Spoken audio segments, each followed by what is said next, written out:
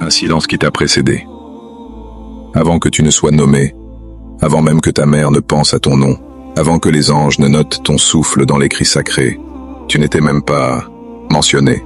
Allah le Tout-Puissant commence cette sourate majestueuse, non pas en évoquant l'univers, ni les prophètes, mais en évoquant toi. هل أتى على الإنسان حين من الدهر لم يكن شيئا مذكورا.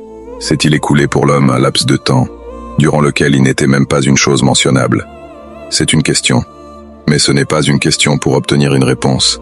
C'est une question pour réveiller ton cœur. Une question divine, sans réponse humaine.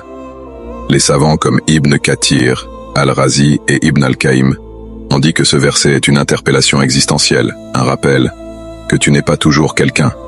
Tu étais un néant, un non nommé, un être inexistant dans toute bouche, même pas une pensée, même pas une poussière d'idées. Ibn Kathir disait: il s'agit du moment où l'homme n'était ni créé, ni mentionné, ni connu de la création.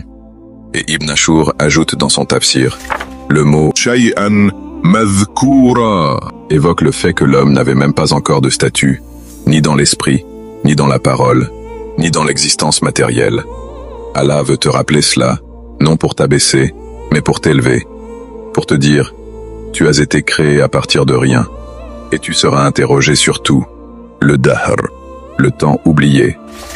Le mot dahr, utilisé ici, n'est pas un temps quelconque.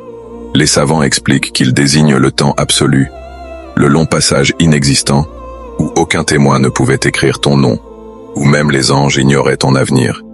Al-Razi explique que ce verset fait allusion à la période préembryonnaire, mais aussi à l'humilité ultime. Savoir qu'il a fallu un décret divin pour que ton existence ait un commencement. Tu n'es pas né par droit, tu es né par grâce. شيئا مذكورا. L'invisible et l'oublié. لم يكن شيئا مذكورا. Il n'était même pas une chose mentionnable.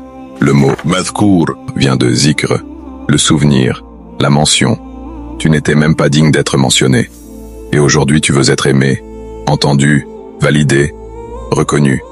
Mais tu oublies celui qui t'a donné une voix et celui qui, autrefois, t'a laissé dans le silence, jusqu'à ce qu'il te forme, t'élève, te désigne.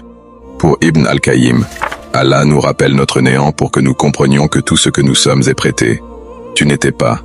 Et pourtant, il t'a voulu. Ô toi qui écoutes, toi qui doutes de ta valeur, ou toi qui oublies ton origine, sache que ton existence n'est pas banale. Tu étais un silence, et Allah a voulu que tu sois un mot. Mais un mot, porteur d'une responsabilité. Parce que maintenant tu n'es plus un oubli. Tu es un être mentionné dans le livre, dans les cieux et au jour dernier. إنا خلقنا الإنسان من نطفة أمشاج نبتليه. Nous avons certes créé l'homme d'une goutte mélangée pour le mettre à l'épreuve. Tu étais un silence, maintenant tu es une épreuve, mais une épreuve portée avec honneur. Qu'Allah purifie ton cœur pour qu'il contemple sa beauté et s'y attache pour toujours. Tape Amin en commentaire.